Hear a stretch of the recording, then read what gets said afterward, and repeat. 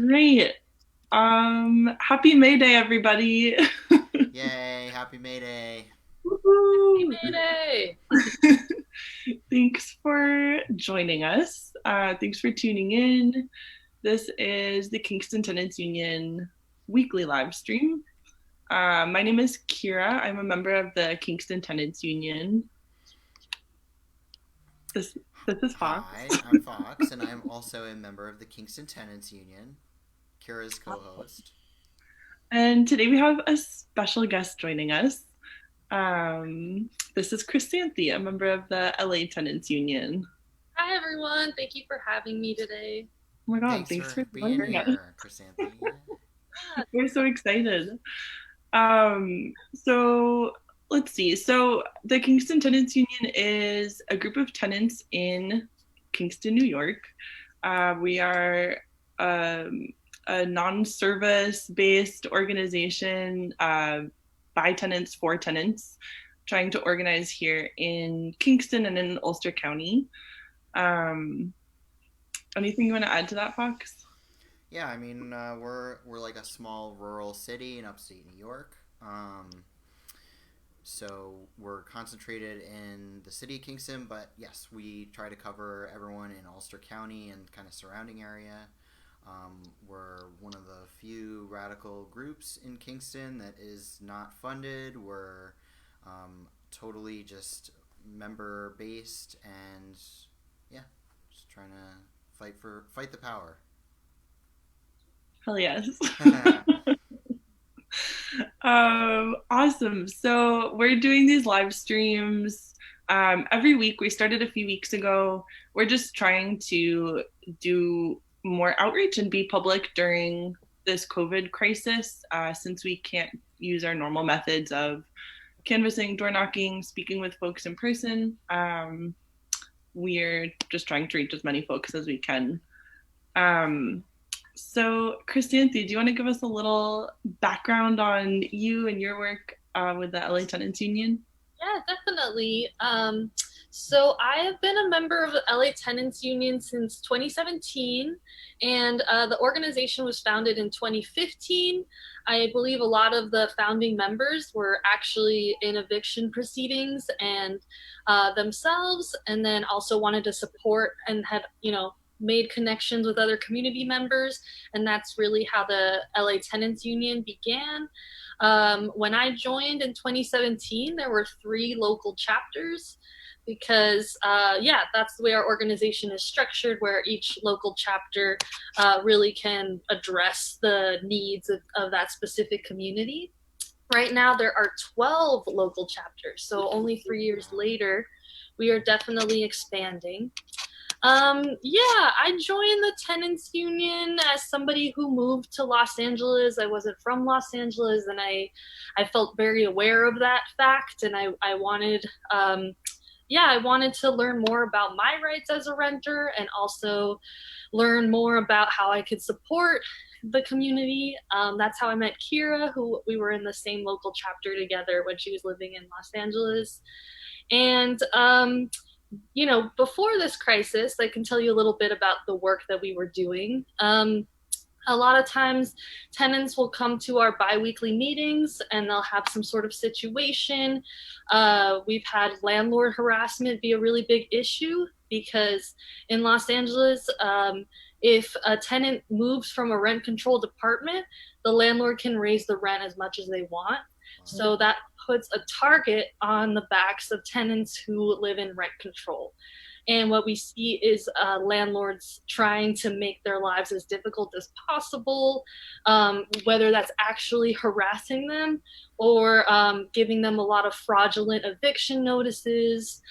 We had an example of a woman, the landlord made her fumigate or pack up her apartment as if to fumigate, and then didn't even end up doing it. Um, so that we've seen that kind of pattern of behavior. We also see a lot of illegal evictions in California. A landlord can legally evict tenants from rent controlled apartments through a special law that we feel like is being abused. It's called the Ellis Act. So we've been doing a lot of organizing around fighting back against this law because it really removes affordable housing, rent-controlled housing from tenants that need it the most. So we would, kind of tenants would come to our meetings, and then we would go to their building and do a tenants' rights workshop. And during that workshop, we would talk about a tenants association. And that is a union within your building of the tenants. And usually it's organizing around a specific issue, like if you have a slumlord who is not addressing cleanliness or habitability issues, you can all join together, and obviously there's more power in numbers. And yeah, and it's so that's something that we would do, is do these workshops and then help the buildings form a tenant association and then support them from there. Yeah, like we would go to the court and support tenants who are in eviction court proceedings. We would do call-in campaigns and call a landlord who is going forward with an eviction that we think is wrong. And we've even showed up at the restaurant of a Beverly Hills landlord and made some noise because this person, yeah, that was really powerful. Because this landlord liked to position themselves as a community member and was on the board of some nonprofits, and we wanted to let people know that they were evicting people. Kira, maybe you were at a protest where I believe people went to a landlord's choir performance. I remember with Lisa Ehrlich, who is this multi-millionaire landlord who refused to fix issues in a building that she definitely had the money for and was going forward with rent increases. So we definitely made a lot of noise, and I remember that was one of the actions. Yeah, I wasn't at that specific one, but the tenants were showing up weekly to her local farmers market in the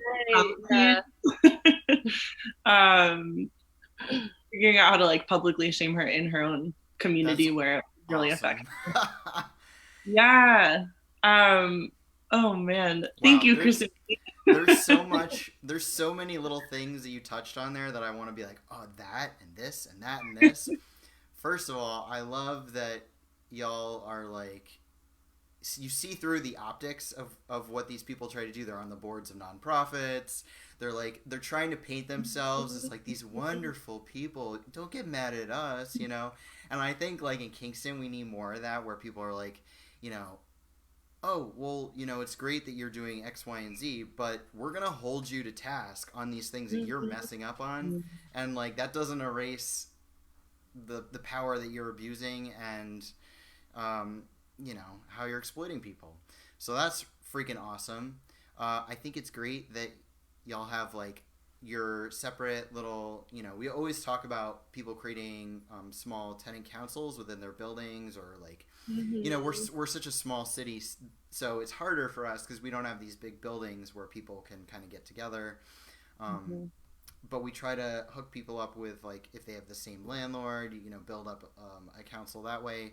But what's nice that you mentioned is that not only do people have their councils of their, you know, their small, like the smallest level of their building, but then the bigger union will give them solidarity in whatever they're doing.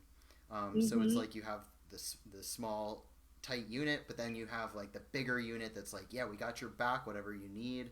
Like, that's awesome. And then the last part was you're talking about the laws, and that is so interesting because I think here in New York we rely a lot on getting laws passed, and that can be successful and unsuccessful, and there's things that seem like they help tenants, which they do, but then they might have unintended consequences as well. So it's so important that we just keep getting as many laws passed and work within the law, and then put pressure outside the law as well. It's like always all these little moving parts that need to be working at the same time. There's never going to be that like silver bullet solution where it's like, well, if we get this passed, then we're good to go. You know, it's like get this passed, then get this passed, then get this passed, then we make sure those things are enforced, and it's always this like constantly moving thing that needs to a machine that needs to be oiled or whatever. Yeah, and I didn't mention this, but the LA Tenants Union is just like Kingston Tenants Union. We're an autonomous organization. We're not a nonprofit, and we don't depend on government funding. So we do campaigns where we flood city council and try to get laws passed, but we know that that's not the only way. Yeah. Yeah. Chrysanthe, maybe you could speak a little to just, I think something Fox mentioned is important. Like, there's like many moving parts and many angles of attack. And I think LA Tenants Union has a really cool way of keeping different folks on different tasks, like the way that they organize by local, but also by committees. Or are they called committees? Like the media policy. Could you speak a little to that? Yeah, so we have 12 local chapters. We also have cross-local committees. There's a sustainability committee that's like a treasurer, and we have make sure that there's reps from every single local chapter on that committee. The media committee, so if there's a tenant association and there's a local chapter supporting them and doing an action against a landlord or an elected official, they can reach out to the media team, and folks from there can help with a press release, and also we've had luck calling all the local stations, and sometimes they'll show up when they get a call as well. Media sustainability. We also have language justice committee. That's something that's really, really important, that we really pride ourselves from the beginning, is that the organization has been bilingual, and so we have simultaneous interpretation at our meetings, which if you've ever seen, I mean, I was blown away the first time I went to a tenants union meeting, to be able to hear someone, understand someone speaking in a different language and respond right in that moment, because you're actually hearing it in your language at the same time. So we have that committee, and then because of what's been happening, we now have a rent strike committee, and also a solidarity lawyers committee as well. Wow. And I'm trying to think. Sometimes committees come and go, but yeah, the idea is that things are being driven. Oh, I forgot the most important one, which is the outreach committee, and that's involved in starting new local chapters. They've also started office hours, so tenants can even call in this week to get individual questions answered. And that's been exciting, is that we've been having the capacity, because due to this crisis, we've had so many people come to us. Our membership has doubled, actually, since this happened. Yeah. So yeah, there has definitely been a lot of energy here.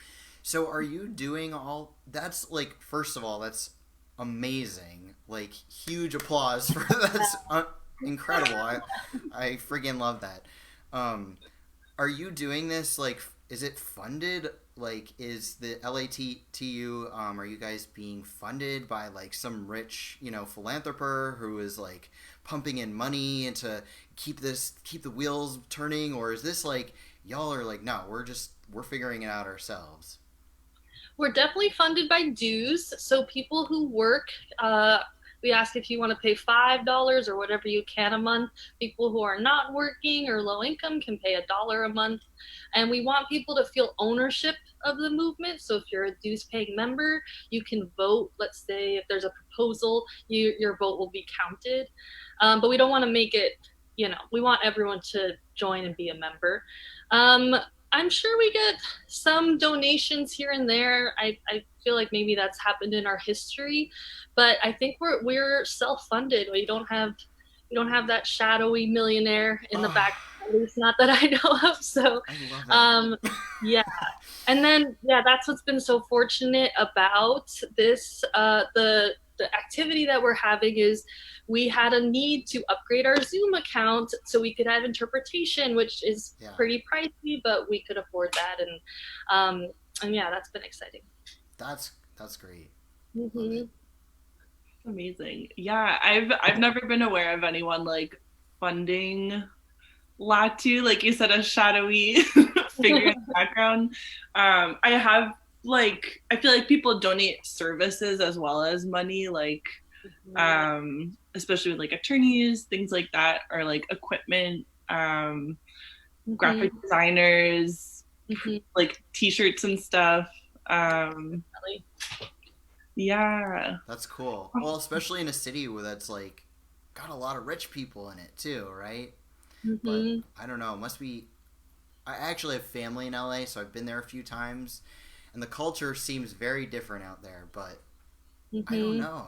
Maybe it's easier for people to kind of like get together and hang out because the weather is always nice. So nobody's ever like sitting at home like, oh, I'm not going out tonight. It's like, oh, that's great. Yeah, when it would rain, that's when we'd have the least amount of people at our meetings because everyone's so like, I can't go out in the rain. So, it's hard to say. I feel like, so to give you like a little background, Chrysanthe, I feel like Fox and I have been talking on our live streams about building like class solidarity, working class solidarity here in Kingston, where I think there's a lot more of that in LA, and it's been kind of a challenge for us as a group to be building that here in Kingston, especially during COVID, you know, where you're not like chatting with people and going out and meeting them. Maybe you could speak to like how your outreach and how group like looping people in, connecting people has been different during COVID. Yeah, definitely. I don't know, can everyone see the agenda that you shared with me, Kira?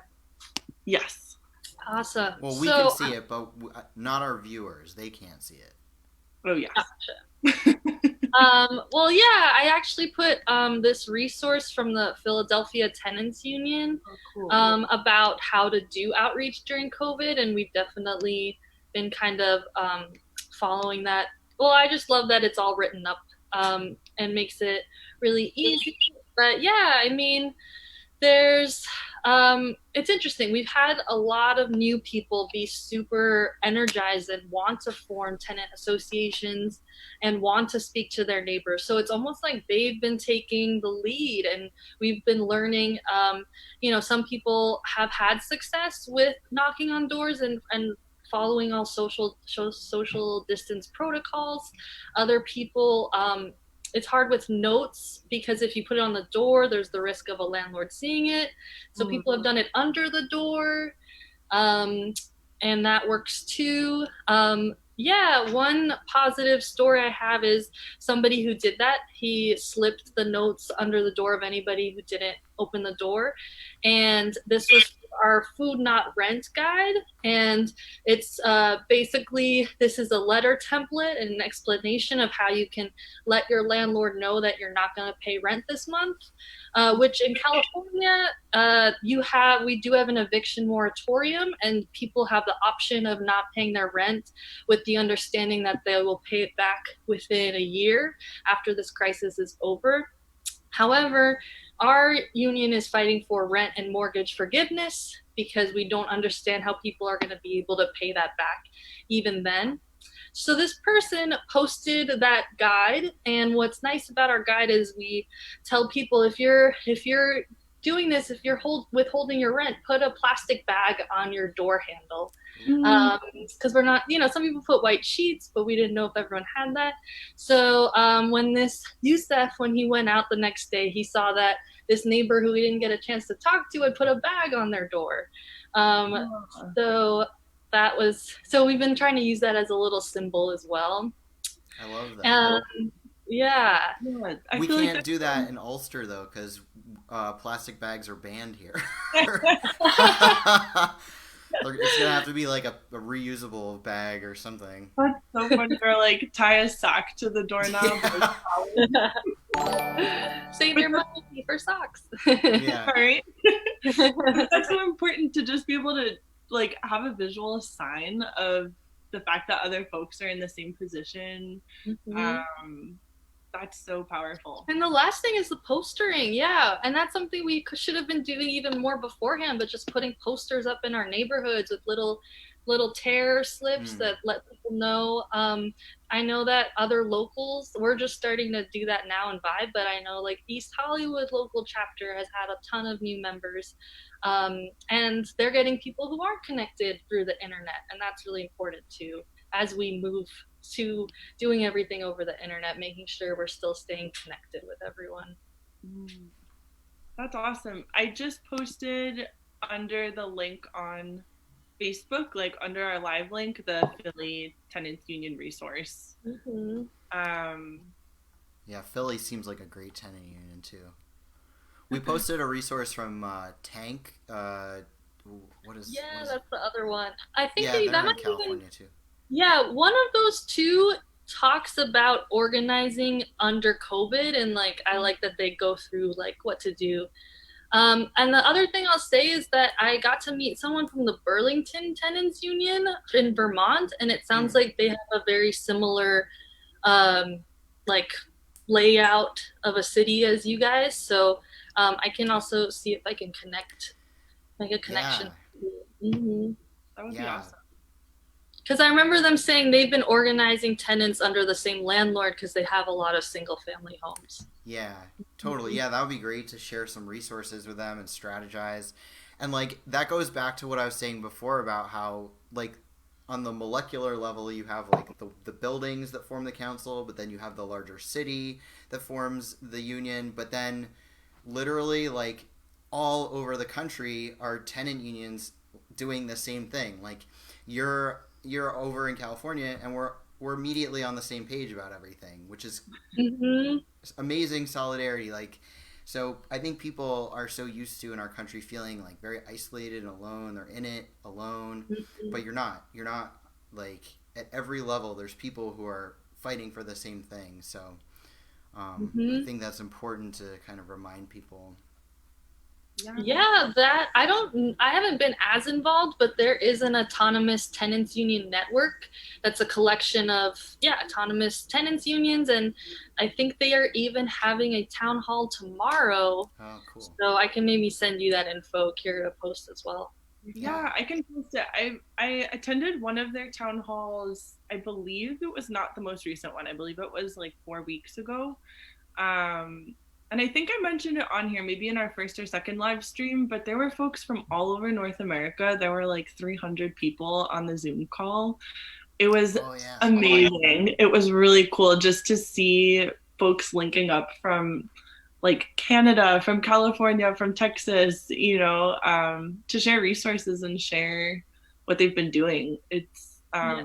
we keep repeating this, but like one tenant is not as strong as the association, which is not as strong as the union, which is not as strong as like the larger movement that's happening across the country and across the world. And they've also been posting like resources for tenants. So I'll put the link to that on Facebook as well. Yeah. So let's see. So you said folks are reaching out in terms of like associations and asking for support in organizing their buildings. I'm curious, like, what is Latu doing around pushing the state and like putting pressure on the state? Yeah.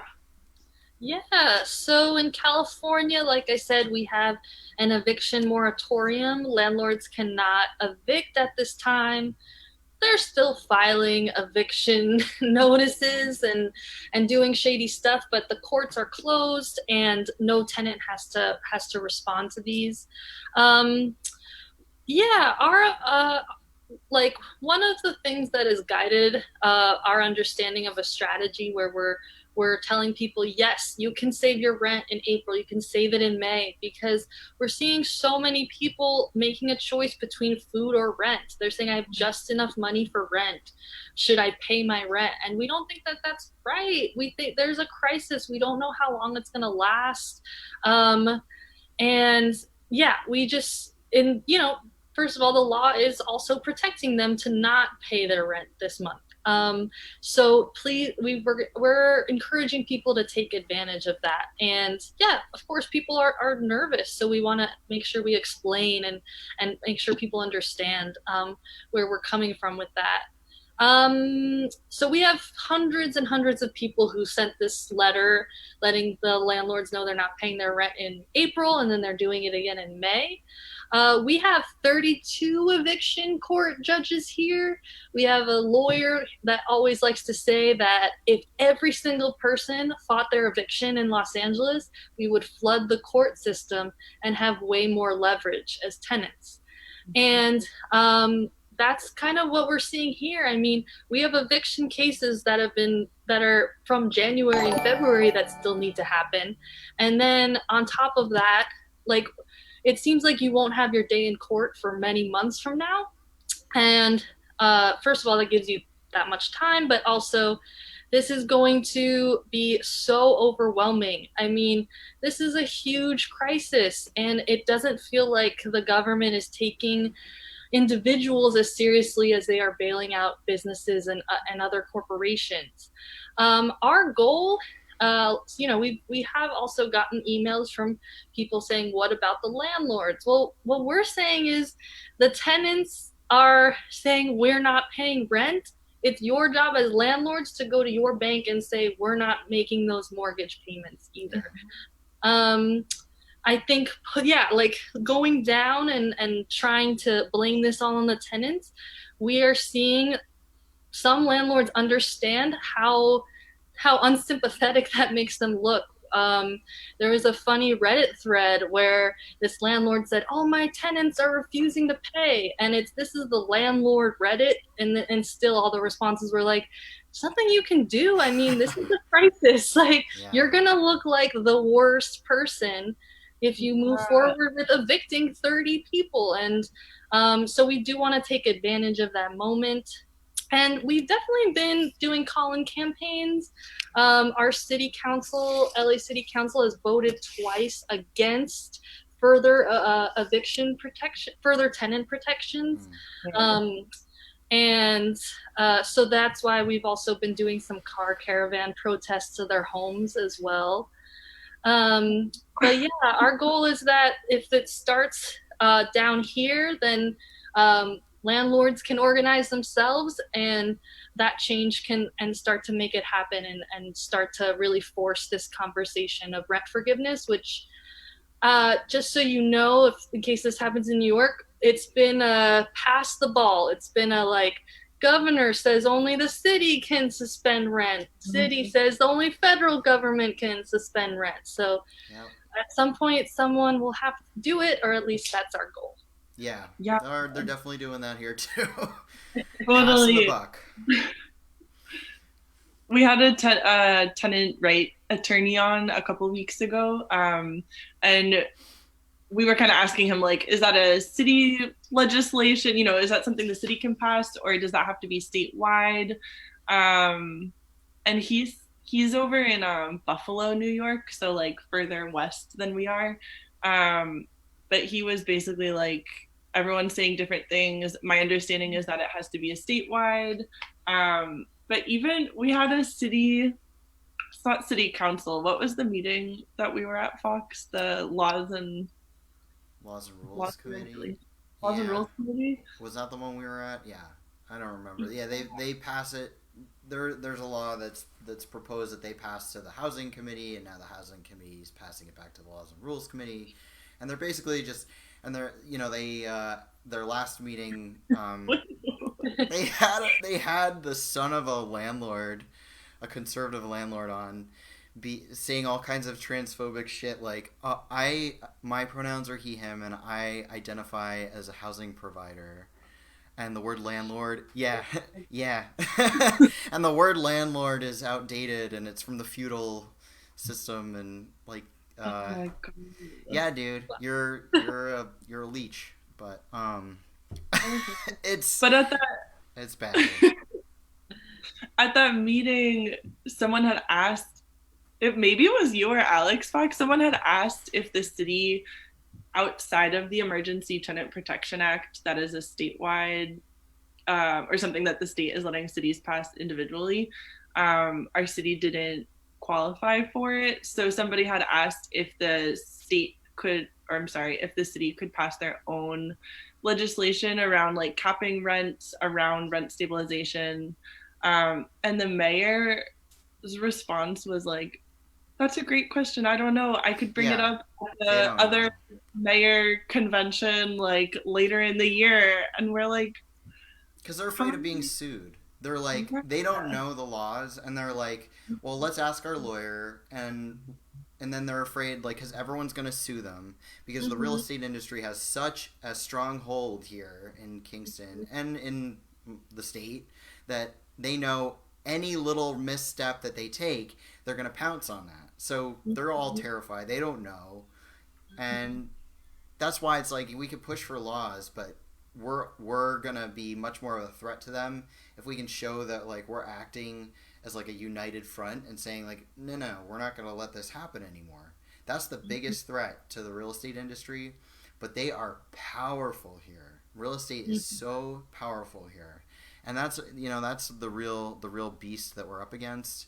People like to say the government, yada yada yada, and our government works for them. So we don't have enough people in office who are representing our needs, and it's hard to find people who are representing our needs because most people who run are being supported by those with a lot of money. So that's tough. I think one of the things that I love the most about LA Tenants Union. Oops, Rudy's saying hi. Sorry. Hi, Rudy. Hi, Rudy. He's up now. He's here with us. One of the things I love the most is how big their presence is publicly. Like the amount of actions and protests and marches that I've attended and have seen go on with Latu is like so inspiring to me. Maybe you mentioned the car caravan protests, Chrysanthe. Could you tell us a little bit more about like what y'all are doing during COVID? Yeah, so I've had a lot of other fellow members really take the lead on organizing car caravan protests. We've been, like Kira mentioned, it feels like you have 12 local chapters, like someone's having a protest every week, whether that's calling out a landlord, or even just everybody go to City Hall and give a comment, but we love a press conference before. So we want to continue putting pressure, especially in this unique moment. But how do we do that with this crisis? So the car caravan protest model came about. And just in terms of logistics, everybody's on the same conference line on their phone. And then you're constantly moving so that I don't think they've been civil disobedient, like the plan has not been yet detained or anything. And then you have signs on your car and honking, and that has gotten a lot of press, and that has been done, like I mentioned, the LA City Council has had 2 chances to expand tenant protections, and both times they've narrowly been voted down. So Tenants Union members paid visits to the council members who voted against it. Half of LA City Council are landlords. And yet, despite the fact that half of 17 people are landlords, only 2 people on that tend to recuse themselves from the decisions. So that's also another thing. Also, 2 are being investigated by the FBI and are still in power. Anyway. So that's LA politics for you. And so that's been successful. Yesterday, we did a socially distant protest at City Hall where everyone, I think, was like 6 feet away with ropes. And that also got a lot of press. We had almost 200 people out either in front. It was surrounding our City Hall. So it was like the whole block and then people driving around it. And Kira, you might remember that like the LA Times has not been really great about covering us. And then I talked to my friend who gets the paper, and it made the front page today. Wow. So That's yeah. So that was really powerful. And there's another protest happening at the mayor's house today as well. So the pressure is definitely ramping up. And because of that pressure, the mayor has said just the same things as your mayor said, like has been forced to say, oh, I would totally cancel the rents if I could, but I can't, or, you know, something along those lines, or like trying to say that they're there for renters. But I don't know. I think that these actions are really like forcing them into a hole of showing that they could be doing so much more and how they're not. Yeah, isn't it? And that they're landlords. Isn't it crazy that it's taken like a global pandemic for the LA Times to take the housing crisis seriously and cover it? That's so wild. Yeah, I mean, you bring up a great point of like that we've been thinking about is like we've had tenants who couldn't afford rent before this crisis too. So we're trying to really think about, you know, what comes of this after the fact, and how do we address both those issues as we're coming up with a strategy. Yeah. What are some of the things folks are saying? Like, do you think that the structure, the tactics of Latu will be changed as we like move out of this health crisis? That's a really good question, especially as like, yeah, that's definitely a really, really good question. I mean, it's been amazing having so much support in meetings, and then older members, we've been really challenged. Like, how do we make sure people are plugged into the roles and are taking an active role? So we want to make sure that we continue to build that membership. Yeah. And before the crisis, we had done an eviction blockade training that over 120 members attended. Wow. And this was to learn about tactics around civil disobedience. And yeah, there's a lot of different ways that we see the future coming about. I mean, if the city decides to throw the book at anyone who is not going to pay back the rent that they did not pay, then we will not let you evict like working class people from this city. We will absolutely do a blockade, and we are prepared to do that. But we also think that because we have so much numbers that it's hard to say. We've been talking about that. Like, do we want tenants to negotiate with their landlord? Do we want to have a broader negotiation and really try to get legislation passed? Or is it both? And so, yeah, those questions are also coming up as well for what that might look like in the future. Yeah, that's so interesting. I feel like this is just changing so much, right? Like, as we're all seeing. Yeah. But it's interesting to think about it in terms of like how it's changing and shaping movements moving forward. Yeah, it seems like the curve is starting to flatten here, and I saw our county executive put out some plan. You know, that they all put out these like flashy plans where it's like reopen, reinvest, and something else. But I think what they want to like get back to business as usual. And it's so important for everyone to just see the emperor's clothes have like been removed. This crisis has shown how ridiculous the setup is, and if we want to just go back to normal, that's what they want us to do. But we need to just remember that in this time, like, we all were fine without like going to work, like, and working hard hours, giving all of our money to our landlords. Like, we don't need to do that. Like, society can actually function quite well, quite nicely. The environment gets cleaned up. Hey, how's the smog there? Has the smog gone away? I heard that LA is like the air is clean now. The cleanest city in the world was one article that I was like, how did that happen that fast? I don't know about that, but that's so funny. Like, yeah, spending more time at home with your loved ones, and like wow, this could be like real life, you know, like it doesn't have to be the way it was before. So hopefully people will remember that. But Absolutely, yeah. They're gonna usher us back into business as usual. Yeah, I mean, thinking of the way rents have been raised every year, and I'm wondering how that's going to be affected, and if people are really going to try to pull it, and we're going to have to fight back, or if people are going to kind of understand we're in a very different economic situation.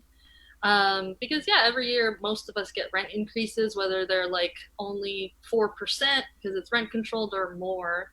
Mm-hmm. So yeah, try and pull some rent increases now. We'll see what we say. Yeah. Like, while everyone's getting their wages cut, or even people who have jobs, you know, it's yeah.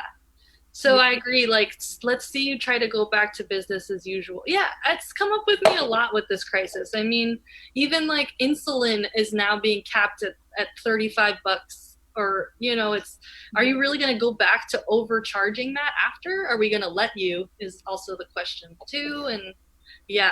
I need to start doing the SNAP thing more. I love it. Yeah, definitely. It kind of makes me feel like you're like doing like spoken word. And it's like, yeah, William Shatner, like, and then I was at the club and I don't know. I feel like we would do that a lot at Latu meetings instead of everyone being like, yeah. No, it's good because it's like it doesn't like interrupt the person. It's quiet, but you're like showing, or some people like, don't some people do this or something? Yeah. That, yeah. Or I've even seen this, like knocking an agreement. Oh, the knocking's cute. Yeah. That one almost looks like it could be close to something like, you know what I'm going to say. Like it could go weird places, which I don't mind, but... We're all comfortable. So we'll just stick with this, I guess. Snapping. That's what you gotta get like the head tilt with it too, like yeah. In Mexico, I learned this one. If your like mouth is full or you want to be quiet and agree. It's like a little inchworm. Yeah. So something else, I have a question for you, Chrysanthe. Last week on our live stream, let me back up. The county put out a line, like a survey. They said they were putting together a special team to address tenant issues during COVID. This is evictions. We also have a 90-day moratorium on evictions. So this is like issues relating to eviction. And it said, or other concerns on the website. So we were trying to call to get questions answered. We have like been talking with tenants who have health concerns. One of them being that landlords are still continuing to construction on units just to like up their value. And the workers are not wearing protective gear or masks or anything. So we couldn't get through to any of the phone lines. That we were like getting kind of like pushed around in a circle, like, oh, you can't call here, but you should call this hotline, and you know, ending in nothing. We were not able to talk to anyone. Did anyone ever call you back, Kara? Did you leave a message? No one called you back. Left a few. Still haven't been contacted by anyone. And it felt, we were talking about it last week, it just felt so shitty, like as a tenant, you know, trying to get help. And I am a tenant connected to a larger tenant power movement, but like I can imagine if I was not aware of the Kingston Tenants Union, you know, and was really concerned about my health or my family's health, like trying to get help, it felt like the county was making this like big empty promise, like covering their own butts. You know, it's like, oh, we have this new special team, joke's on you, there's nobody there. I'm wondering if LA has had anything like that, where like the city's definitely helping. Yeah, your tax dollars at work, right? That's nice right there. Yeah, so we have the LA Housing Department.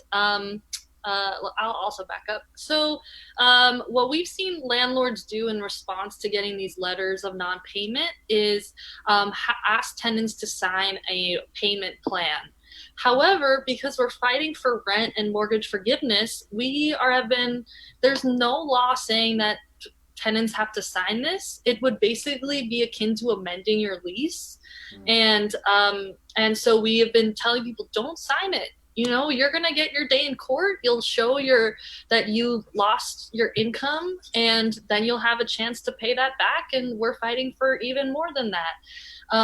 So the LA, so yeah, we put out this resource. We have this letter template. But what we do is every person who sends it also CCs the tenants union, also becomes a member. We really encourage you to join the meeting. And the point is that it's a movement. So we have a lot of nonprofits who put out very similar resources, a letter template, but that's just it. It's just a resource for an individual to use. And then, and that's it. And that's why we've been really pushing our efforts, because we want people to be connected to a movement, to feel like we could really do this. We can fight for rent forgiveness. So the housing department put out their own letter template, but they also put out a document for signing a payment plan. And it's on their letterhead, so it says LA Housing Department. So when a landlord gives that to a tenant, they don't know that it's not legal. They don't know that they don't have to sign it, because it does look very official. And it's kind of this thing where, like, if tenants want, they could sign a payment plan. So what's the big deal? But, like, why are you putting that out there? Why are you putting it on your letterhead, making it look like this is the only way it has to be done? And then another thing was, like, we had an Angelino card where anybody who applies can get some help, can get some financial help, and that, most people could not even get through. And so we've been talking about our own mutual aid resources, and starting a fund. In fact, I think that's in the works right now, is a fund where people can apply and get help as well. Once again, because our city has been. We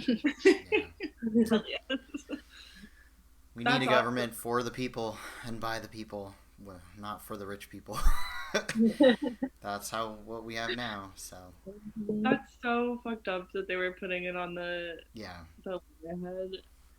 But I feel like that's something that I don't know as much about in Kingston, but in LA, like, we would see a lot of, like, landlords making something look really official, giving it to a Spanish speaking tenant in English, and, like, the tenant doesn't know that they don't have to sign it. It looks important and official and scary.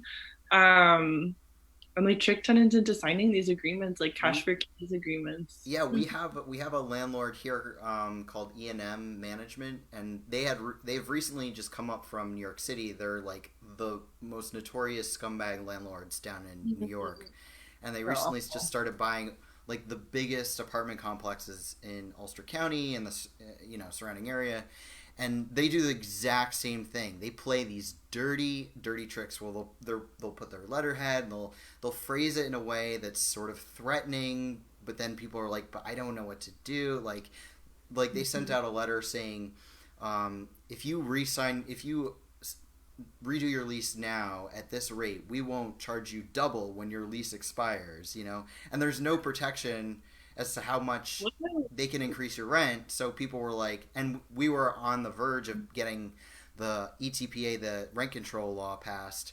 So they were sending out this letter to all their tenants saying, oh, well, sign now. And they're trying to lock people in at a higher price because people were scared. They were like, well, if the rent control doesn't pass, what's stopping them from jacking up my rent 50%? Like, people have had their rents jacked up like 50, 60, 70, 80% in Kingston, and there's jack diddly that they can do about it. And, like, you can't even blame people for saying, like, I gotta lock in this price even though it's too high, like, because the alternative is even worse. And yeah, it's like a gamble. It's forcing people to gamble and take these kind of risks when they didn't ever sign up to take risks. They're just doing, they're living their lives, they're working or whatever. Mm-hmm. It's the people who, this is the funny thing about landlords, is they're like, we're business owners, but also we should never have any risk whatsoever. Like, what other business is like that? None. Yeah. None. They are like the weirdest group of people who are like, we are just above, we're above everything. The law, we're above, like, everyone else has to play by the rules except for us. And, like, I know there are some people out there who are nice people who happen to be landlords. And, like, but damn, they are such a, on the whole, they are such a rotten group of people. So, I don't know, it's tough. Yeah, I've been thinking about that, like the messaging too of like the expectation that a tenant should have savings, but then using, but I depend on this for my income. How that's so hypocritical, and we definitely all need to work on exposing that. Yeah. Yeah, it's such a hypocritical narrative. I have also been hearing that a lot. I saw what are they called? DMV rent strike on Instagram. They're like a DC, Maryland group. And they've been posting, someone just sent it to me again. They posted this in March. Like how to talk to your landlord when they're whining about like my investment property is not like paying me as much as it's supposed to. It's like a conversation. It's really good. It's basically explaining like you made an investment. It is a risk inherently. Like you should not be like, one of the questions was, but aren't the renters also entering the same risk when they sign the lease? And it's like, well, if you think that it's worth it to evict, to put working class folks on the street in the name of your own profit, like, needing a home is a risk, isn't it? Right, that's so insane. But that's like what the narrative boils down to, right? That like, like it's a gamble to be a renter, so like because you don't because the alternative is you don't have an alternative. Right, well, you could just own stuff yourself, just out of thin air, Yeah, I think the statistic in LA is that rents have doubled while wages have stagnated in the same 15-year period. And we're a progressive city that has the minimum wage going up every year, and it's still nothing. Yeah. Yeah. These were the things we were handing out. So I showed a little. This is basically the housing costs have gone up by 50% since the year 2000, and median wages have remained the same. Mm-hmm. Yeah, it's crazy. Yeah. The minimum wage here is less than in LA. But I feel like the housing is actually really similarly priced. When I moved, I had been paying $1,000 in LA. I had more outdoor space, but I'm paying about the same here. And it's crazy. And I'm working for less money because the minimum wage is less. And I was like, I'm so excited to move back to New York. The housing will be so much cheaper because I won't be in a major city. Well, it's getting worse too, because all the rich people from New York City, once COVID hit, they're like, we're gonna retreat to our second homes up in upstate, and they all they brought the COVID with them, and like they're the worst. They're just people are the vectors of this disease. It seems like, yeah. Oh my god. And in Kingston, the hospital is like smaller and it's not equipped to handle like this many cases, and it's been a disaster. Well, we've also had this huge Airbnb bubble too, because we have like this enormous percentage of housing that is eaten up by Airbnb, and I guess the news just came out that like all these Airbnb owners who bought like 25 properties were basically just got up 25 mortgages, and now they can't pay their mortgages, and they're like crying because they're screwed. They made just a horrible bet on like human suffering for their own benefit, and they're like, but why? And it's like, you just want to drink their tears. It's so wonderful, but Yeah. Call the ambulance. The ambulance. Exactly. Oh, man. Huge problem in LA too. Yeah, definitely. All over. I think it was like in Dublin or something. You could see now all of the empty units, or some host put like so many of their Airbnb units back on the market, and then Airbnb has been fighting this narrative that it removes affordable housing. I don't even know how they try to fight that, but yeah, this crisis is exposing that too. Yeah, I feel like that's something that the Hollywood local was dealing a lot with. Like entire apartment buildings were getting converted into Airbnbs, like big apartment buildings, and just removing all the housing. Oh, well, we're getting close to the end of the hour. Um, was Are there any other like resources or things that you want to share with us, Chrysanthe, or questions you have for us? I mentioned the Food Not Rent guide, and I also put it in that agenda if you want to share with folks as well. Yeah. That's the LA Tenants Union guide with explanation and with the letter template. It's specific to California laws, but definitely something I encourage you to look over. That's awesome. Um, I'm yeah. right now. Yeah, I think that, and then I guess I'll just do another plug for the Autonomous Tenants Union Network. Oh, yeah. And yeah, I think it's so cool. I was on a call and we were trying to brainstorm how do we support somebody in South Dakota where there's like even less protections, and in LA and California maybe we have more resources, so how can we also help other people in different states? But yeah, like I said, that's a great way to link up with Burlington Tenants Union or other similar smaller ones. And the cool thing is I think there are folks from that network hooked up with like a autonomous worldwide or European one too. It's like there's a lot of energy and there's a lot of movement, and yeah, that Autonomous Tenants Union Network had been meeting for a year, but all of a sudden, things are happening a lot quickly. Oh, they have a website now, I believe. So I'll also share that with you as well. But yeah, I would love to like stay in touch. I'm gonna look up and see what I can like follow of you guys to stay in touch. And yeah, here if you have any questions, and definitely in solidarity with everything you guys are doing out there. Yay! Awesome. I'm gonna snap to that. Chrysanthe, Yeah. you're in It's solidarity with you all and the work y'all are doing.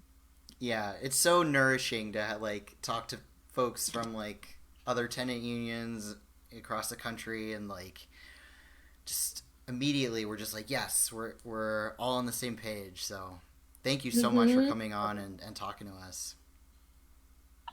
Yeah, definitely. I just shared the website for the Autonomous Tenants Union Network to you. I will post that right now on the Facebook link. Awesome. Well, thank you so much, Chrysanthe. This has been such a treat to have you on. Thanks to everyone who tuned in to watch or is watching later. Check out the links that we have posted below. And reach out to us if you have any questions. If you want something answered on our next live stream, let us know. Or if you just want to talk with us privately, we're here for that. Let us know. Hit us up. Awesome. Have a great rest of your day, Chrysanthe. Fox, have a good evening. Bye, y'all. Bye. Happy May Day. Happy May Day. Definitely.